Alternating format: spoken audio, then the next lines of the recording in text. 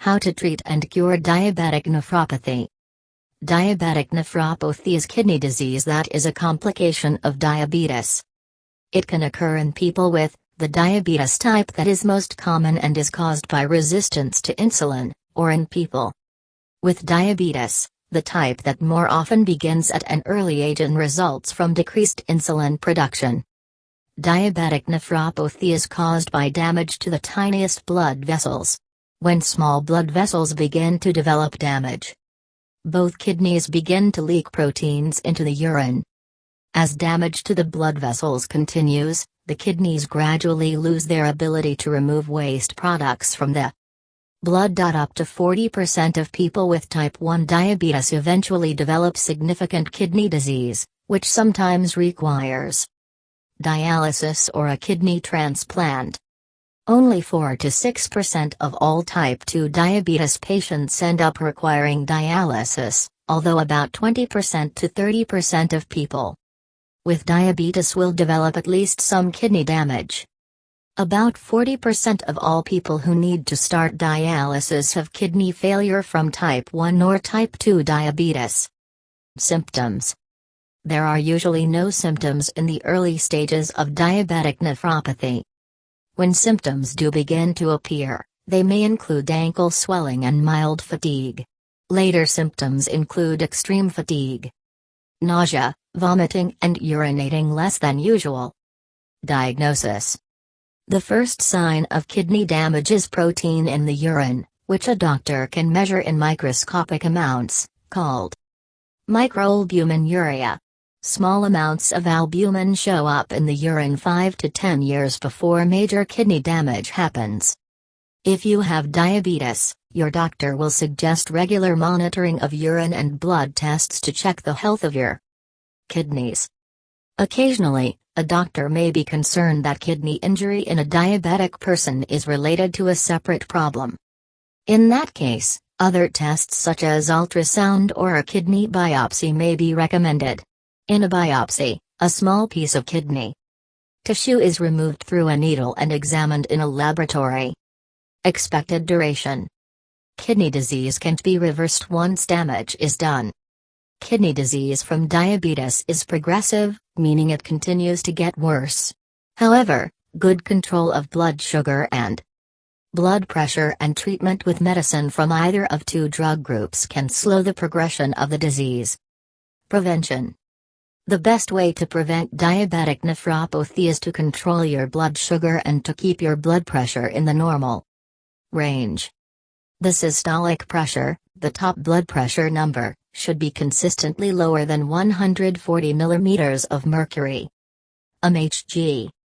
Two types of blood pressure medicines protect against kidney damage in ways that go beyond lowering your blood pressure.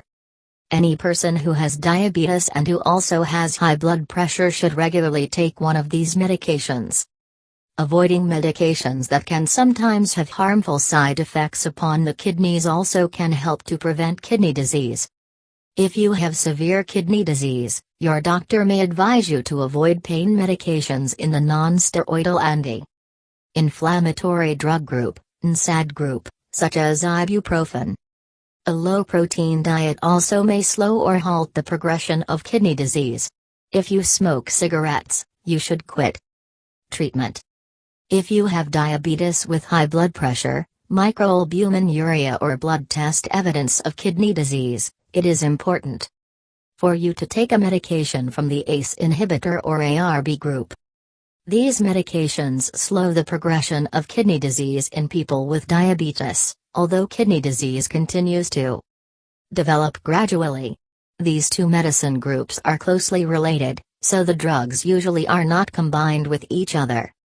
Reducing the amount of protein in your diet also may be helpful to slow progressing kidney disease. Once nephropathy reaches advanced stages, you may need dialysis to remove waste products from the blood.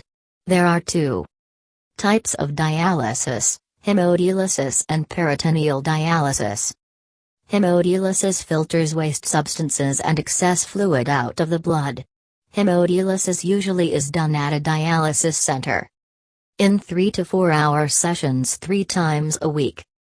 Peritoneal dialysis does not directly filter the blood. Instead, for this form of dialysis, sterile fluid is allowed to flow into the abdominal cavity through a catheter that is permanently placed through the skin. The fluid is then removed after it has absorbed waste substances.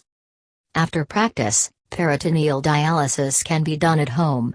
It is a good alternative for some people, although it requires significant time and self-care. An alternative way to treat advanced kidney disease is with a kidney transplant. Kidney transplants have allowed many people with severe kidney disease to avoid or discontinue dialysis. However, the donor and the recipient have to match genetically, or the body will reject the new kidney. The waiting period for a matching donated kidney is between 2 and 6 years. Anti-rejection drugs that suppress the immune system help the body to accept the donated organ. An organ recipient can expect to take such medications as long as the transplanted kidney continues to function. A transplanted kidney is likely to function for at least 10 years if its genetics are closely matched. If a transplanted kidney stops functioning, dialysis or a new transplant is necessary. In a person with type 1 diabetes and kidney failure, a kidney pancreas transplant is another possible treatment. This option is available only for a small number of people because of the scarcity of organ donors, the risks of the surgery, and the need for lifelong immunosuppressive drugs. When it is successful, the transplanted pancreas begins producing insulin and may reverse diabetes. Prognosis. Although kidney failure cannot always be prevented, worsening can be slowed with medications and control of risk factors. When full kidney failure occurs, dialysis and a kidney transplant are options that allow people to continue to lead active lives. Treatment goals are to manage the condition causing your neuropathy and to relieve symptoms.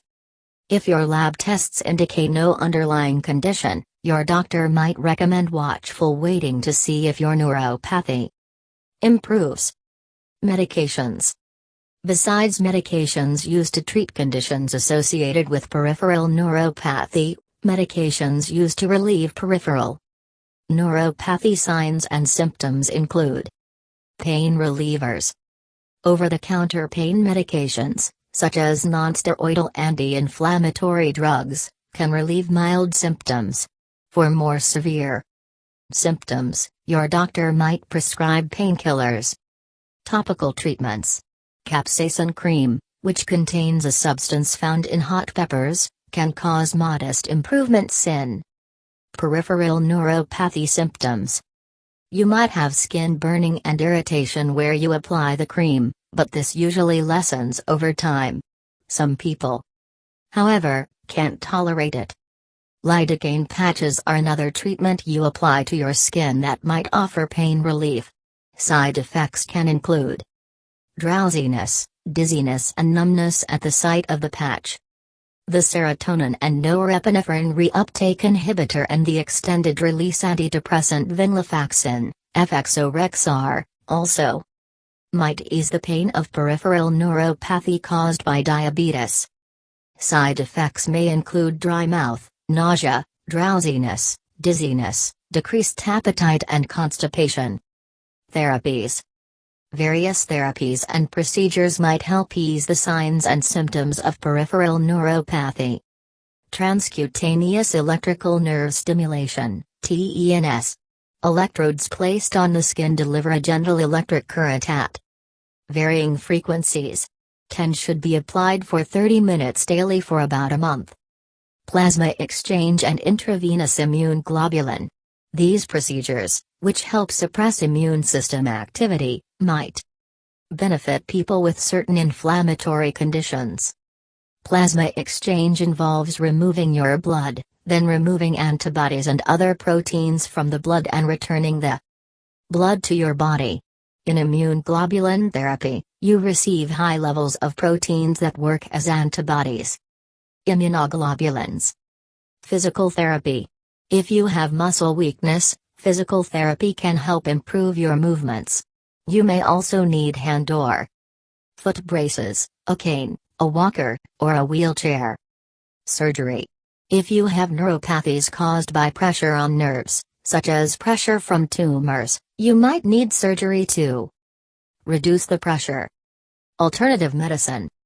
Some people with peripheral neuropathy try complementary treatments for relief. Although researchers haven't studied these techniques as thoroughly as they have most medications, the following therapies have shown some promise. Acupuncture. Inserting thin needles into various points on your body might reduce peripheral neuropathy symptoms. You might need multiple sessions before you notice improvement. Acupuncture is generally considered safe when performed by a certified practitioner using sterile alpha-lipoic acid.